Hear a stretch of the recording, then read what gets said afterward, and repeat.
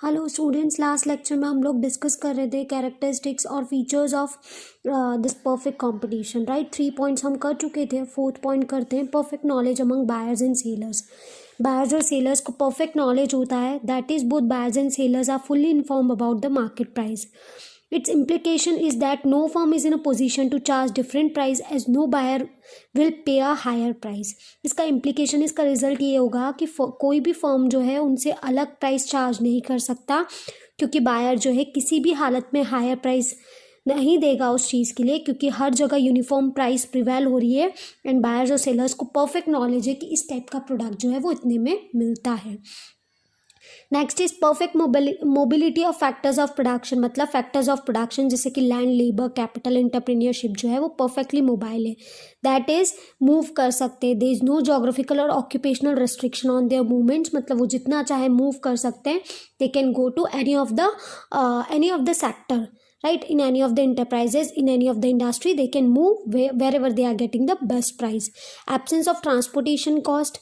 ठीक है, क्योंकि हम ये मानते हैं यहाँ पे कि यूनिफॉर्म प्राइस प्रिवेल हो रही है मार्केट में, तो अज्यूम किया जाता है कि ट्रांसपोर्टेशन कॉस्ट जो है वो ज़ीरो लगा है. दैट इज़ प्रोड्यूसर जो है अपने प्रोडक्ट को उसी प्लेस पे सेल कर सकता है जहाँ बायर जो है जिस प्लेस पे लाइक करे उस जगह प्रोड्यूसर सेल कर सकता है. Absence of selling cost. यहाँ पे selling cost that is cost of advertisement of product जो है वो नहीं लगती, यही माना जाता है क्योंकि परफेक्ट कंपटीशन है among buyers and seller. Right now now ये करने की जरूरत नहीं. Perfect competition and pure competition, it is out of the course. Now firm is a price taker. Price taker means an individual firm has no option but to sell at a price determined by the industry. Price taker मतलब क्या? जो price prevailing है उसे वही price पे sell करना पड़ेगा. They are not having any of the option to determine their own price. क्यों? क्योंकि यहाँ पे होमोजीनियस प्रोडक्ट सेल किया जा रहा है. परफेक्ट कंपटीशन में एक इंडिविजुअल फर्म जो है वो प्राइस को इन्फ्लुएंस नहीं कर सकता, क्योंकि उनका जो शेयर है मार्केट में वो बहुत कम है. अगर उन्होंने प्राइस में कोई भी चेंज करना चाहा तो as a result buyers will not purchase from them.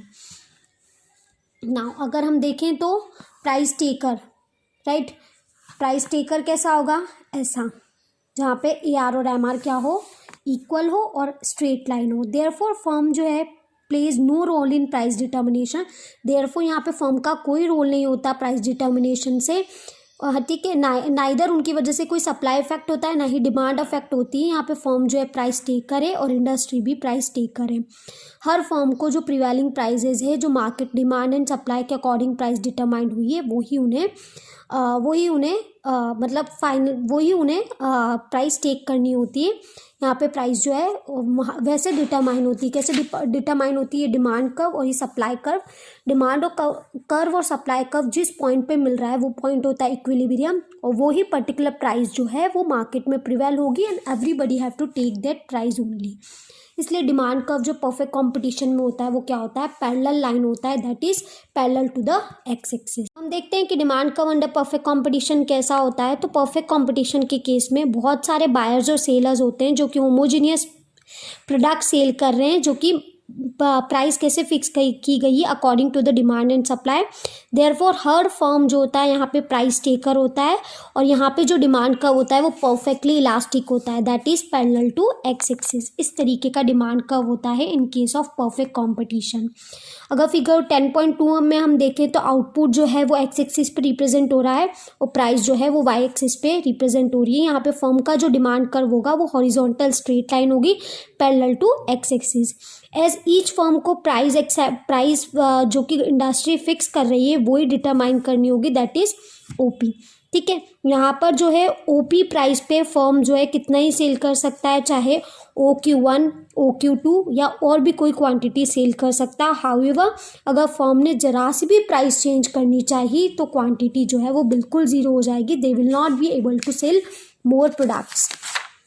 अब हम देखते हैं कि M R is equals to A R under perfect competition. तो परफेक्ट कॉम्पिटिशन मार्केट में हर फर्म जो है वो प्राइस टेकर होता है। ऑल द फर्म को एक्सेप्ट करनी पड़ती है same price as determined by the demand and supply. As a result, क्योंकि यहाँ पे uniform price prevail in the market, it means revenue for every additional unit, it means हर additional unit से जो हमको रिवेन्यू मिलेगा वो इक्वल होगा प्राइस के, दैट इज आर। सो यहाँ पर परफेक्ट कॉम्पिटिशन में always M R is equals to A R, right. इतना सब कुछ हमें करना है, यही हमारा इस तरीके से चैप्टर ख़त्म हो जाता है। मोनोपोली, मोनोप्लास्टिक, ओलिगोपोली, ये सब हमारे कोर्स में नहीं है। So no need of doing all this things, ठीक है, ये सब कुछ करने की रिक्वायरमेंट नहीं है। हम इस चैप्टर में सिर्फ परफेक्ट कंपटीशन, उसके फीचर्स और उसके ग्राफ को ही पढ़ने वाले हैं और यही हमारे कोर्स में है। अब determination of market equilibrium, chapter number 11 देख ले, प्राइस डिटर्मिनेशन, सिंपल एप्लीकेशन। उसमें हम सिर्फ क्या करेंगे, determination of market equilibrium under perfect competition. Perfect competition के केस में मार्केट इक्विलिब्रियम देखते हैं। तो जैसा कि हमने डिस्कस किया कि परफेक्ट कंपटीशन एक ऐसा मार्केट स्ट्रक्चर है जहाँ पे फर्म जो है वो प्राइस टेकर होता है और प्राइस जो है डिटरमाइन होती है market forces of demand and supply, right. तो हमको कैसे पता चला, तो इक्विलिब्रियम मतलब क्या, एक बैलेंस वाली position. It means perfect competition के टाइम पे मार्केट इक्विलिब्रियम वहाँ डिटरमाइन होगा जहाँ पे मार्केट डिमांड और मार्केट सप्लाई जो होगी वो इक्वल होगी, राइट। तो let us recall the concept कि मार्केट डिमांड क्या होता है। तो sum total of demand of all the commodity, जो कि बायर्स मार्केट में डिमांड कर रहे हैं, और मार्केट सप्लाई होता है sum of total of supply of commodity, जो कि हर प्रोड्यूसर्स डिमांड कर रहे हैं, फिर प्रोड्यूसर सप्लाई करना चाहते हैं। मार्केट डिमांड जो होता है वो अपवर्ड स्लोप करता है, मार्केट डिमांड जो है वो डाउनवर्ड स्लोप करता है, मार्केट सप्लाई जो है वो अपवर्ड स्लोप करता है। तो मार्केट इक्विलिब्रियम यहाँ पर परफेक्ट कंपटीशन के केस में वहाँ डिटरमाइन होगा जहाँ पे quantity demanded of a commodity जो है क्वांटिटी सप्लाई के इक्वल हो, राइट। देखते हैं, प्राइस जो है वो बढ़ती जा रही है 2, 4, 6, 8, 10, तो मार्केट डिमांड कम होती जा रही है 100, 80, 60, 40, 20। वहीं सप्लाई जो है, क्योंकि प्राइस बढ़ रही है तो सप्लाई भी बढ़ेगा, तो 20, 40, 60, 80। एट प्राइस 6 हमारी डिमांड और सप्लाई इक्वल है, मतलब this is the equilibrium level, right. इससे पहले हमारी डिमांड ज़्यादा थी, इसके बाद हमारी सप्लाई ज़्यादा है। इक्विलिब्रियम के पहले वाले पॉइंट में हमारी मार्केट डिमांड ज़्यादा थी, दैट इज एक्सेस डिमांड, और इक्विलिब्रियम के बाद में हमारी सप्लाई ज़्यादा थी, that is excess supply. Graph देखें तो हम कैसे प्राइस डिटरमाइन होगी, तो demand downward sloping, supply upward sloping, दोनों जहाँ पे मिल रहा है this is equilibrium point, that is 6, that is price of the, इस प्राइस पे इक्विलिब्रियम पॉइंट होगा, दैट इज ये प्राइस जो होगी वो मार्केट में प्रिवेल करेगी अगर परफेक्ट कंपटीशन है। तो बायर्स और सेलर्स जो है वो negotiating to buy and sell chocolates, both have different prices to offer, ठीक है। पर बायर्स जो है वो कितना मतलब जो सेलर है वो कितना चार्ज करेगा, सेलर जो है चार्ज करेगा 6 रुपीज़, ठीक है। That will be the equilibrium price and that will be this will be the existing price in the market, right. इतना हो गया हमारा। नाउ इम्पॉर्टेंट पॉइंट्स देख लेते हैं about market equilibrium under perfect competition. तो हर फर्म जो होता है प्राइस टेकर होता है, ठीक है, प्राइस मेकर नहीं होता। हर फर्म जो है यहाँ पे सिर्फ नॉर्मल प्रॉफिट ही कमा सकता है अगर हम लॉन्ग रन की बात करें, जो कि हम पहले पढ़ चुके हैं, राइट। कंज्यूमर और प्रोड्यूसर का डिसीजन जो है मार्केट के अकॉर्डिंग होगा, दैट इज़ उनकी जो प्राइजेज होगी फ्री फ्लो ऑफ प्राइजेज होगा, ठीक है, मतलब प्राइजेज जो है वो चेंज होगी according to the demand and supply.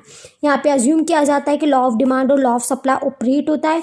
Equilibrium price मतलब वो प्राइस जहाँ पे क्वांटिटी डिमांडेड और क्वांटिटी सप्लाई इक्वल हो, ठीक है। इक्विलिब्रियम प्राइस पे ना तो कोई शॉर्टेज ऑफ, मतलब ना तो एक्सेस डिमांड होगी ना एक्सेस सप्लाई होगी, डिमांड और सप्लाई इक्वल होगी। इक्विलिब्रियम क्वांटिटी कौन सी होती है, जहाँ पे क्वांटिटी डिमांडेड और सप्लाइड जो है वो इक्विलिब्रियम प्राइस पे हो।